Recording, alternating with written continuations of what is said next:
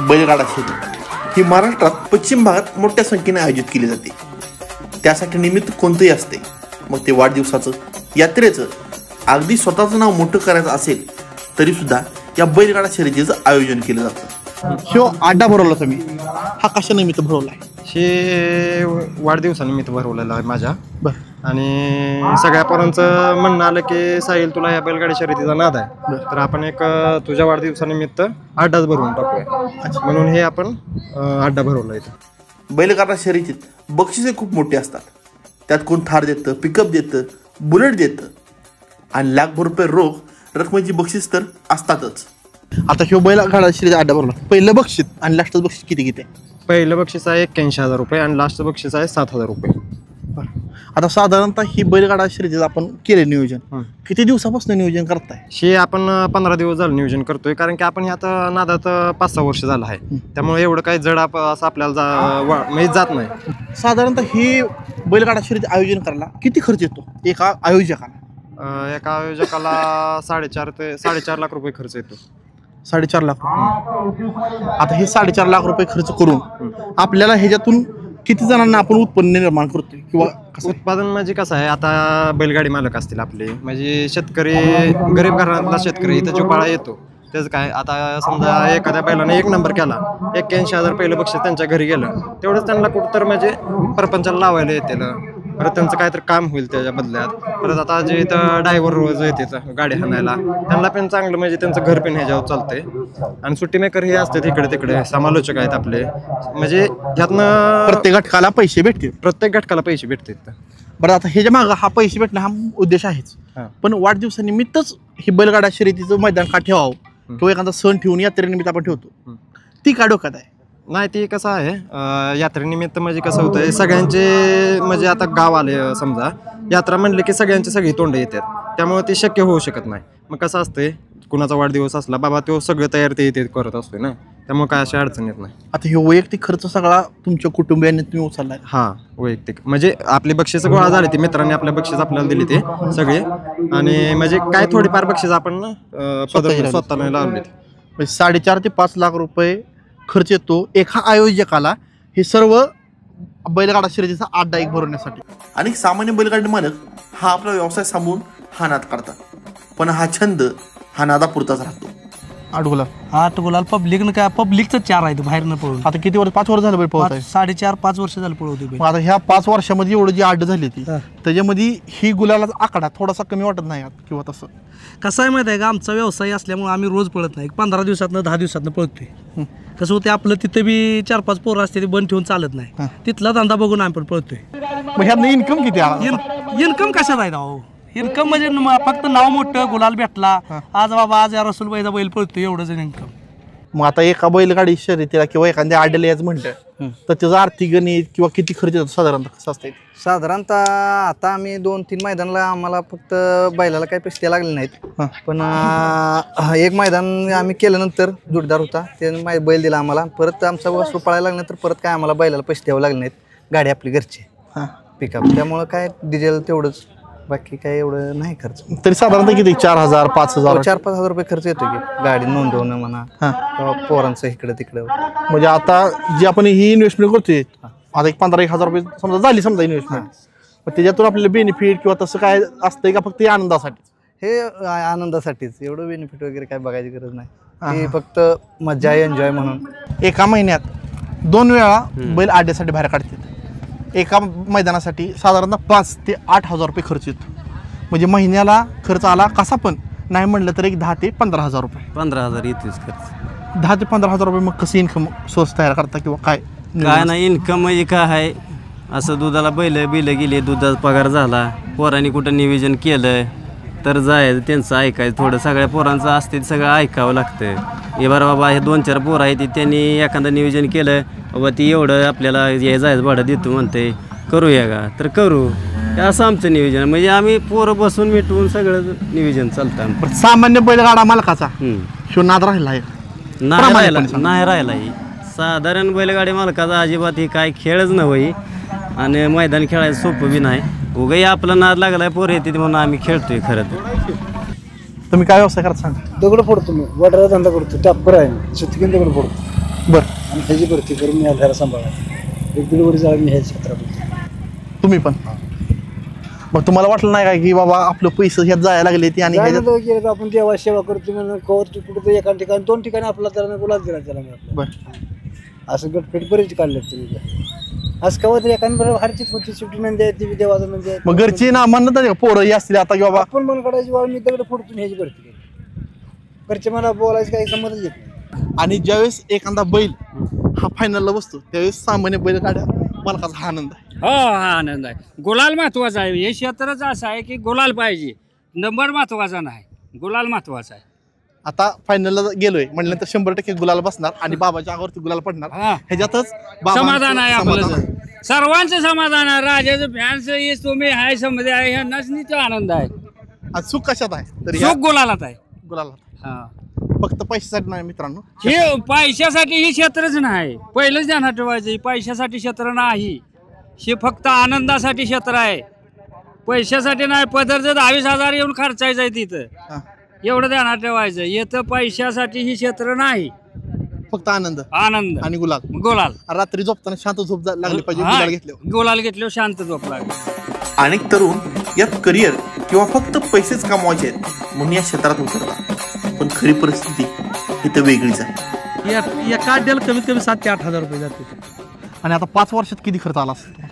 आता बघा 5 वर्षात कमीत कमी मी 5-6 लाख रुपये घालले म्हणतोय का यात. स्वतः गाडी घेऊन बघितलं, परत ती हप्त्याचं ते मेळ लागायला म्हणून ती गाडी दिली, परत ही गाडी भाड्यानं सांगलेली परवडली. महिन्याला 12 आणि 13,000 हप्ता भरपूर, महिन्याला 7-8 हजार रुपये भाड्यात कवर होते सगळे. हा आता बरीच जण तुमच्यासारखी आहेत. होय. आता फक्त नादासाठी ह्यात आले. बरोबर आहे. जसं तुम्ही 5-6 लाख रुपये घालवलेत बरोबर आहे. तशी अजून एक्स्ट्रा पैसे सुद्धा घालवून ह्या नादात आलेले आहेत. नवीन पिढी भरपूर आहे. त्यांना तुम्ही काय सांगाल की पैसे घालवणं किंवा दुसऱ्या व्यवसायावरती आपण लक्ष देऊन हे करणं किंवा ह्याला थोडं दुर्लक्ष तुम्हाला देऊन एक सांगू का, हा नाद सगळं बघून केलेला चांगला. ही नाद सगळं करून बघून केलेला चांगला. नुसतं हीच म्हणलं घरावर पत्र सुद्धा राहत नाही. हे ना टोटली खर्च 18 ते 19 लाख रुपये या क्षेत्रात माझं गेले ते 1.5 ते पावणे 2 वर्षात. केळीचे बाग आहे आमची, 3.5 एकर बाग आहे. 1 रुपया घरात नाही लागला तुम्हाला खरं सांगतो. या क्षेत्रात दुसरी जवळ 2 बैल घरी येते, 2 इकली, त्याला वायदी दिली ते, आट्याला घालवली ती. या ड्रायव्हर असणे इकडे तिकडे भरपूर. परवा आम्ही हिशोब केला नुसता 3,25,000 रुपये माझं गेले आतापर्यंत 1.5 वर्षात. 1.5 वर्षात. आणि आपला व्यवसाय काय? व्यवसाय शेती, सर्वसामान्य माणूस आहे. मग आता तुम्हाला वाटत नाही का आपण 3-3.5 लाख रुपये ह्या नादासाठी घालवलं? हो.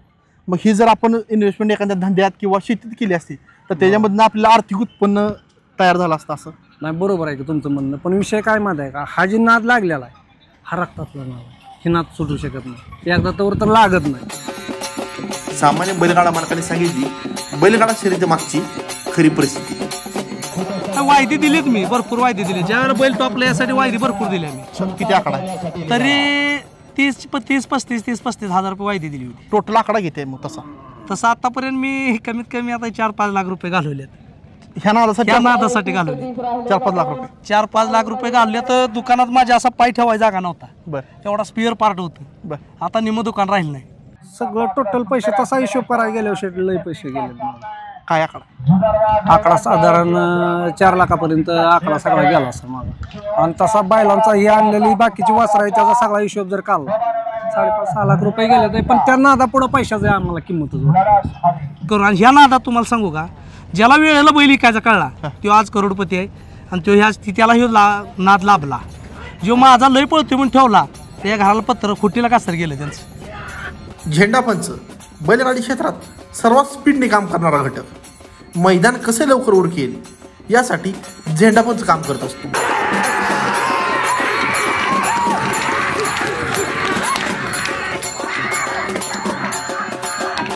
झेंडापंच मी गेल्या वर्षी चालू केलं, आता 2रं वर्ष आहे.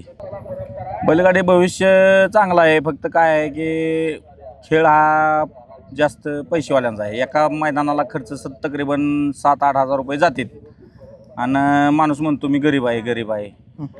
दिवसाचा इन्कम आपला 7-8 हजार रुपये आहे का? आणि कसं म्हणायचं मग गरीब आहे? 7 हजार रुपये पडलं म्हणूनच मैदानावर जायला लागतंय.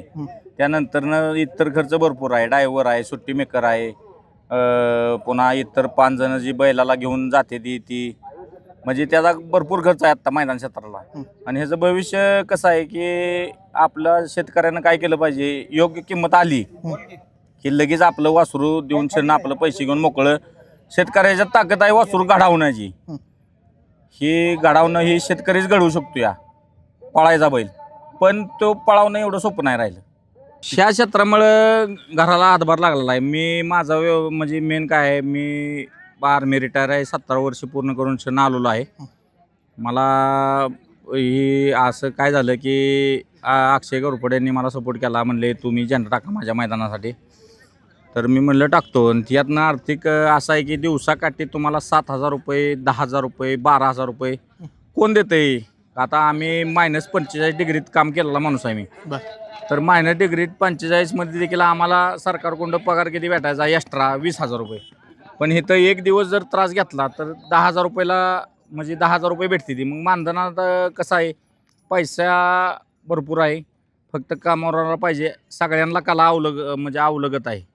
आता ड्रायव्हरकीमुळं तुम्हाला आता ही ह्यांच्या सगळ्यांपेक्षा ह्यो मालक राहिला बाजूला, आयोजक राहिला बाजूलाच, ही जो नाद आहे ड्रायव्हर ही जोखमीच आहे, तरी सुद्धा तुम्ही ड्रायव्हरकी करताय आणि त्यात 4 रुपये भेटते ती सांगते.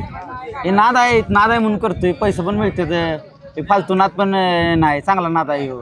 माणसात गेले तर इज्जत मिळते, सगळी मिळते, त्यामुळे हे नाद लागला, त्यामुळे नाद चांगला आहे. म्हणजे इज्जत आणि पैसा ह्या दोन गोष्टी दोन्ही पण मिळते, काही विषय नाही. इज्जत पण मिळते आणि पैसा पण मिळते. कुठं पण गेलं तर आपल्याला विचारते ते बाबा हे ड्रायव्हर आहे, ते ड्रायव्हर, म्हणजे आपल्याला असं चांगलं वाटतं, इज्जत मिळते माणसात, 4 माणसं. अनेक छोटे मोठे व्यावसायिक हे दररोज बैलगाड्या शर्यती अड्ड्यावरती जातात, तिथे आपला स्टॉल लावतात, तिथे आपलं दुकान लावतात. त्यामध्ये पूर्ण कुटुंब झोकून देऊन काम करतं आणि त्यांना चांगले पैसेही मिळतात. बैलगाडा चालू झाल्यानंतर आपल्या व्यवसायामुळे काय बदल झाला का? घरचा वगैरे परिस्थिती सुधारली, काय हातभार लागलाय? हातभार लागला की तर क्षेत्र चांगलंच आहे की. हो होय ना. हो. बाकी जत्रा हे करण्यापेक्षा ही तुम्हाला बरं वाटते का? हो. कधी सुधारेल, घर बांधलं तसं काय? नाही, घर वगैरे नाही बांधलेलं, पण गाडी आता माझी नील होत आली, 3 वर्ष झाली गाडीला. गाडी आपली ही जे प्राइस आहे काहीतरी 7.5 लाख रुपये. 7.5 नील झाली हे बैलगाडा शर्यतीमुळे.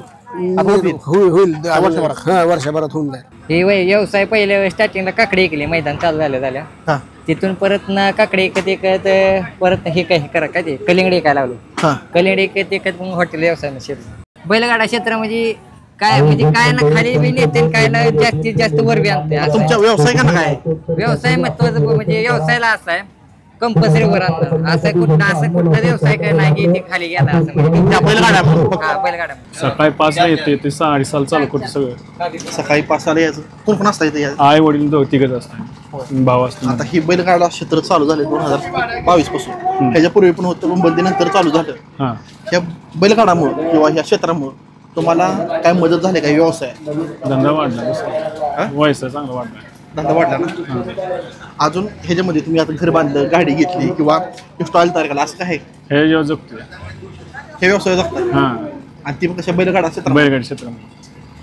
जगभरात बैलगाड्या शर्यती या यूट्यूब लाईव्हच्या माध्यमातून सर्व मंडळी बघू लागली. त्यामध्ये लाईव्हवाल्यांनीही खूप मोठं योगदान दिलं आहे. की आमच्या आजोबांना बैलगाडी छंद नाही, पण एक आवड होती बैलांची. त्यांच्या जॉबमुळे त्यांना ते करू शकले नाहीत. पण त्यांचा नातू मी, माझे वडील, आता माझे वडील सुद्धा शिकले, पण शिकल्यानंतर म्हणजे सुशिक्षित बेरोजगार म्हणले जातं. तसं आमच्या वडील BA झाले, नंतर रोजगार नाहीत. मग काय करायचं? मग हळूहळू या बैलगाडी क्षेत्रामध्ये छोटासा व्यवसाय चालू केला. मग तो व्यवसाय कसाचा आहे की बैलगाडी क्षेत्रामध्ये वस्तू लागतात, जेणेकरून बैलांना बसायला रबर मॅट, एक कासरे, कंडे, मोरकी ह्या पद्धतीने वस्तू लागतात. मग ती संकल्पना वडिलांच्या मनामध्ये आली.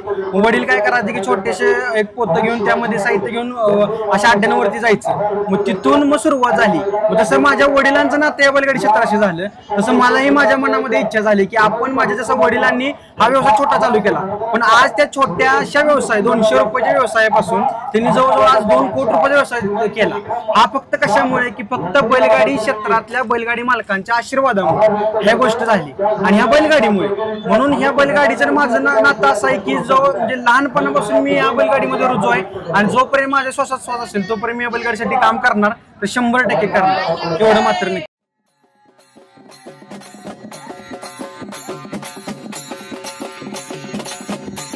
ह्या बैलगाडी अड्ड्यावरती पाहिलं की प्रत्येक घटक म्हणजे बैलगाडा मालक असू द्या, ड्रायव्हर असू द्या, सुट्टी मेकर असू द्या, नंबर टेकर असू द्या, लाईव्हवाला असू द्या, निवेदक असू द्या किंवा हे सर्व व्यवसाय आहेत, ही सगळी घटक अवलंबून आहेत बैलगाडी क्षेत्रावरती. आज इथं मैदान झालं, उद्या दुसऱ्या ठिकाणी. महिनाभर सकाळी 6 वाजल्यापासून संध्याकाळी मैदान जोपर्यंत बंद होत नाही तोपर्यंत हे चक्र चालू असते. आणि ह्या बैलगाडा क्षेत्रामध्ये हे आर्थिकरणाचे हे घटक आहेत. एक बैलगाडा क्षेत्र, एक बैलगाड्याचा अड्डा जर भरवला तर एवढी सगळी घटक ह्या बैलगाडा क्षेत्रावरती जगत असतात. मित्रांनो, आपण ह्यामध्ये काय शिकलो तर सामान्य बैलगाडी मालक हा ज्यांचा नंबर आला नाही तो हताश होऊन आपला नंतर नंबर येईल या अपेक्षेनं पुढच्या येणाऱ्या अड्ड्यामध्ये उतरतो. आणि ज्यांचा नंबर येतो तो फक्त समाधान आणि गुलाल घरी घेऊन जातो.